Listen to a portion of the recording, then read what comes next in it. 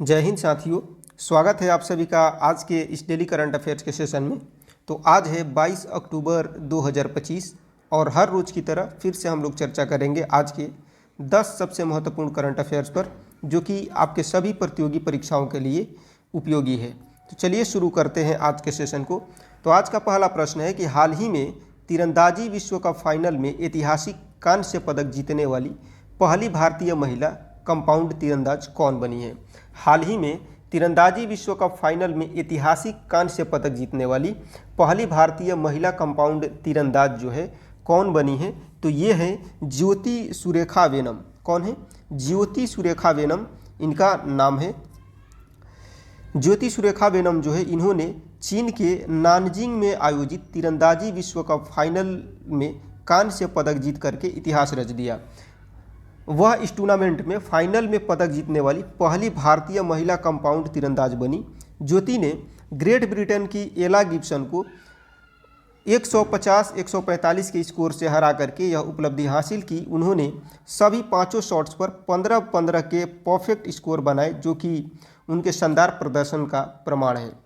यह जीत विशेष रूप से महत्वपूर्ण रही क्योंकि उन्होंने पूरे टूर्नामेंट के दौरान लगातार उत्कृष्ट प्रदर्शन करते हुए अपनी रैंकिंग को शीर्ष स्तर तक पहुंचाया।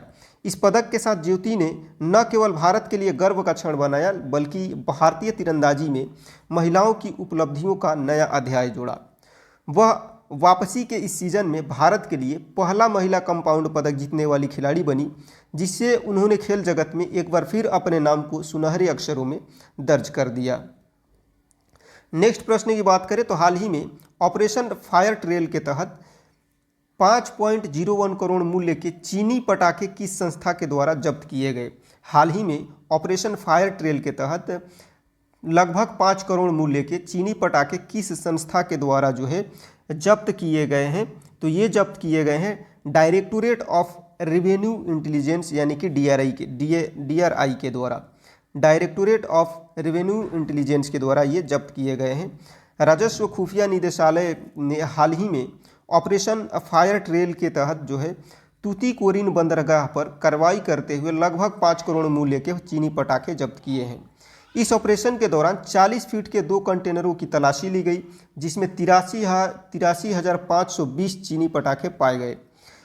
इन्हें इंजीनियर उपकरणों के रूप में गलत तरीके से आयात किया गया था। यह कार्यवाही भारत में अवैध आतिशबाजी आयात नेटवर्क पर एक बड़ी चोट मानी जा रही है। पटाखों की इस अवैध खेप को पकड़े जाने से यह स्पष्ट हुआ कि चीन से आने वाले ऐसे सामान अक्सर गलत वर्गीकरण के तहत लाए जाते हैं। विदेशी व्यापार नीति और विस्फोटक नियम 2008 का उल्लंघन किया जा सके, इसके तहत ये लाए जाते हैं। DRI का यह अभियान जो है आतिशबाजी उद्योग की सुरक्षा, पर्यावरणीय मानकों और घरेलू विनिर्माण की रक्षा के लिए बेहद अहम कदम है। भारत में चीनी पटाखों के आयात पर लंबे समय से प्रतिबंध है और इस जब्ती ने एक बार फिर सरकार के कड़े रुख को दर्शाया है। आज के अगले प्रश्न की बात करते हैं तो सुल्तान जोहर कप 2025 में भारत ने किस देश से फाइनल में हार करके रजत पदक जीता है। सुल्तान जोहर कप 2025 में भारत ने किस देश से फाइनल में हार करके रजत पदक जीता है, तो भारत की हार हुई है ऑस्ट्रेलिया के साथ। किससे? ऑस्ट्रेलिया से। मलेशिया में आयोजित सुल्तान जोहर कप 2025 के फाइनल मुकाबले में भारत को ऑस्ट्रेलिया के खिलाफ 2-1 के मामूली अंतर से हार का सामना करना पड़ा। इस हार के बावजूद भारत ने शानदार प्रदर्शन करते हुए रजत पदक अपने नाम किया। यह भारत का टूर्नामेंट में 5वां उपविजेता खिताब रहा। इससे पहले के 2 संस्करणों में जो है भारत ने कांस्य पदक जीता था। इस बार टीम इंडिया ने अपने प्रदर्शन में निरंतरता दिखाते हुए एक कदम और आगे बढ़ाया। ऑस्ट्रेलिया ने इस जीत के साथ फाइनल में 3 बार लगातार हार का सिलसिला तोड़ते हुए 2022 में भारत से मिली हार का बदला लिया। सुल्तान जोहर कप जूनियर हॉकी अंडर 21 के लिए एक प्रतिष्ठित टूर्नामेंट है, जो युवा खिलाड़ियों के कौशल और अंतर्राष्ट्रीय अनुभव को निखारने में महत्वपूर्ण भूमिका निभाता है। इस वर्ष भारतीय टीम के खिलाड़ियों ने मजबूत रक्षा और सटीक पासिंग के साथ शानदार प्रदर्शन किया, जिससे भविष्य में बड़ी उम्मीदें जुड़ी हैं। आज के अगले प्रश्न की बात करते हैं तो हाल ही में इच्छा मृत्यु को वैध बनाने वाला पहला लैटिन अमेरिकी देश जो है कौन बना है। हाल ही में इच्छा मृत्यु को वैध बनाने वाला पहला लैटिन अमेरिकी देश जो है कौन बना है? तो ये अमेरिकी देश है उरुग्वे। कौन? उरुग्वे। उरुग्वे जो है इसने कानून पारित करके इच्छा मृत्यु को वैध बनाने वाला पहला लैटिन अमेरिकी देश बन करके इतिहास रच दिया। यह निर्णय जैव नीतिकता और मानवाधिकारों की दृष्टि से एक अत्यंत महत्वपूर्ण मील का पत्थर माना जा रहा है। नए कानून के तहत असहनीय पीड़ा या असाध्य बीमारी जो है इससे जूझ रहे रोगी अब चिकित्सक की निगरानी में अपनी इच्छा से जीवन समाप्त करने का अधिकार प्राप्त करेंगे। इस कानून के लागू होने से ऐसी चिकित्सीय सहायता अब अपराध की श्रेणी से बाहर कर दी गई है। इस कानून को पारित करने में लगभग 5 वर्षों की लंबी बहस और नैतिक विवादों का सामना करना पड़ा। अंततः संसद ने इसे बहुमत से मंजूरी दी। यह निर्णय पूरे लैटिन अमेरिकी क्षेत्र में मानवाधिकारों और चिकित्सीय स्वतंत्रता पर एक नई बहस को जन्म दे रहा है, क्योंकि अब अन्य देश भी इस मॉडल को अपनाने पर विचार कर सकते हैं। अगले प्रश्न की बात करते हैं आज के। तो हाल ही में केंद्र सरकार ने 600 करोड़ रुपए की लागत से किस मिशन की शुरुआत की है? हाल ही में केंद्र सरकार ने 600 करोड़ की लागत से किस मिशन की शुरुआत की है? तो ये शुरुआत हुई है कपास क्रांति मिशन की। किसकी? कपास क्रांति मिशन की शुरुआत हुई है। भारत सरकार ने प्रमुख कपास उत्पादक क्षेत्रों में लंबी छड़ी कपास की खेती को प्रोत्साहित करने और उसकी उत्पादकता बढ़ाने के लिए 600 करोड़ की लागत से कपास क्रांति मिशन की शुरुआत की है। इस मिशन का उद्घाटन केंद्रीय मंत्री जी किशन रेड्डी के द्वारा देहरादून में किया गया। इसका उद्देश्य कपास की खेती में वैज्ञानिक तकनीकों और नवाचारों को बढ़ावा देना है, ताकि देश में उच्च गुणवत्ता वाले कपास उत्पादन को सुनिश्चित किया जा सके। यह योजना महाराष्ट्र के अकोला जिले में सफल HDP यानी कि हाई डेंसिटी प्लांटिंग मॉडल से प्रेरित है, जिसने प्रति हेक्टेयर उत्पादन में उल्लेखनीय वृद्धि दर्ज की थी। कपास क्रांति मिशन भारत में कपास किसानों की आय दोगुनी करने, कृषि निर्यात बढ़ाने और टेक्सटाइल उद्योग की आत्मनिर्भरता को सशक्त करने की दिशा में एक बड़ा कदम माना जा रहा है। नेक्स्ट प्रश्न की बात करें तो हाल ही में state of finance for forests report किस संगठन के द्वारा जारी किया गया है?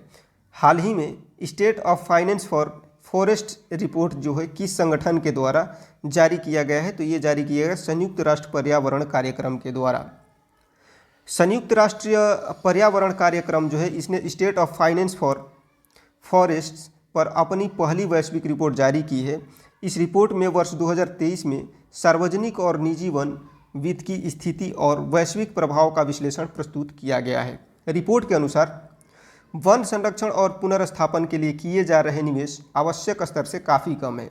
वर्तमान में कुल वन वित्त मात्र 84 बिलियन अमेरिकी डॉलर है, जबकि 2030 तक यह आवश्यकता 30 मिलियन डॉलर और 2050 तक लगभग 498 बिलियन डॉलर बताई गई है। सॉरी, मिलियन नहीं, बिलियन डॉलर है, ठीक है, 84 बिलियन। रिपोर्ट में यह भी कहा गया है कि यदि वन वित्त में वृद्धि नहीं हुई तो जलवायु परिवर्तन और जैव विविधता संरक्षण के वैश्विक लक्ष्यों को प्राप्त करना कठिन हो जाएगा।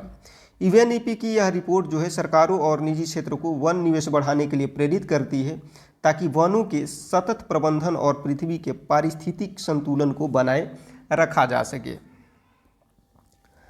अगला प्रश्न है आज का कि हाल ही में उत्तराखंड में आयोजित AI इम्पैक्ट शिखर सम्मेलन 2025 का मुख्य उद्देश्य क्या था? हाल ही में उत्तराखंड में आयोजित AI इम्पैक्ट शिखर सम्मेलन 2025 का मुख्य उद्देश्य क्या था? तो इसका मुख्य उद्देश्य था आर्टिफिशियल इंटेलिजेंस यानी कि AI के विकास और उपयोग को प्रोत्साहित करना। आर्टिफिशियल इंटेलिजेंस यानी कि उत्तराखंड सरकार के IT विभाग के द्वारा इलेक्ट्रॉनिकी और सूचना प्रौद्योगिकी मंत्रालय के इंडिया AI मिशन के सहयोग से उत्तराखंड AI इम्पैक्ट समिट 2025 का आयोजन देहरादून में किया गया। इस सम्मेलन का उद्देश्य राज्य में आर्टिफिशियल इंटेलिजेंस को बढ़ावा देना और इसे शिक्षा, स्वास्थ्य, पर्यटन, कृषि और प्रशासन जैसे क्षेत्रों में एक शक्तिशाली उपकरण के रूप में उपयोग करने पर बल देना था। सम्मेलन के दौरान विशेषज्ञों ने बताया कि उत्तराखंड AI तकनीक के उपयोग में अग्रणी राज्यों में से एक बन सकता है, जिससे स्मार्ट गवर्नेंस और रोजगार सृजन दोनों में सुधार होगा। यह आयोजन आगामी भारत एआई इम्पैक्ट समिट 2026 जो कि 19-20 फरवरी 2026 को होने वाला है, इसकी प्रस्तावना के रूप में किया गया।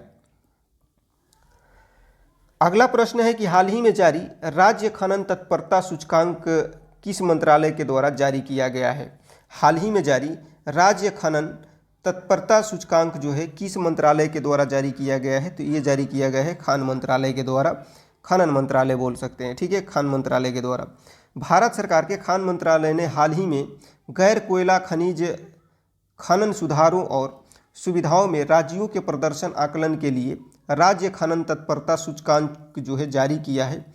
इस सूचकांक का उद्देश्य खनन क्षेत्र में पारदर्शिता, दक्षता और स्थिरता को बढ़ावा देना है ताकि राज्य खनिज संसाधनों का बेहतर दोहन कर सके और प्रतिस्पर्धात्मक सहयोग को प्रोत्साहन मिल सके। यह सूचकांक राज्यों को इस आधार पर मूल्यांकन करता है कि उन्होंने खनन सुधार, निवेश को आकर्षित करने और खनन अवसंरचना के विकास में कितनी प्रगति की है। श्रेणी ए में शीर्ष स्थान पर कौन कौन है? तो मध्य प्रदेश, राजस्थान और गुजरात रहा है। इस पहल से भारत में खनन क्षेत्र को अधिक तकनीकी, पारदर्शी और निवेशक अनुकूल बनाने की दिशा में एक बड़ा कदम माना जा रहा है।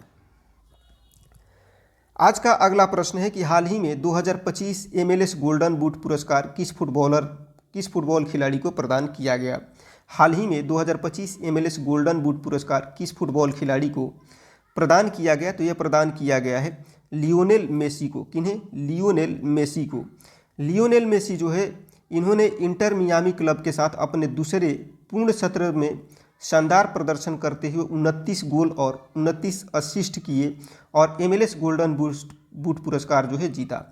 उन्होंने डेनिस बुगा और सैम सूरी जैसे खिलाड़ियों को पीछे छोड़ते हुए इंटर मियामी के इतिहास में पहले गोल्डन बूट विजेता का खिताब हासिल किया। यह पुरस्कार मेजर लीग सॉकर में खिलाड़ी द्वारा एक सीजन में सर्वाधिक गोल करने वाले को दिया जाता है। मेसी इससे पहले टेटी कैस्टेलानोस के बाद यह पुरस्कार जीतने वाले पहले अर्जेंटीनी खिलाड़ी बने। अब वह लगातार MLS MVP यानी कि मोस्ट वैल्यूएबल प्लेयर बनने की दिशा में भी अग्रसर है। आज के अगले और आखिरी प्रश्न की बात करते हैं तो वी राइज पहल जो महिला नेतृत्व MSMEs के सशक्तिकरण के लिए शुरू की गई है, किस संगठन से संबंधित है? वी राइज पहल जो महिला नेतृत्व MSMEs के सशक्तिकरण के लिए शुरू की गई है, किस संगठन से जो है कि संबंधित है? तो ये संबंधित है नीति आयोग से। किससे संबंधित है?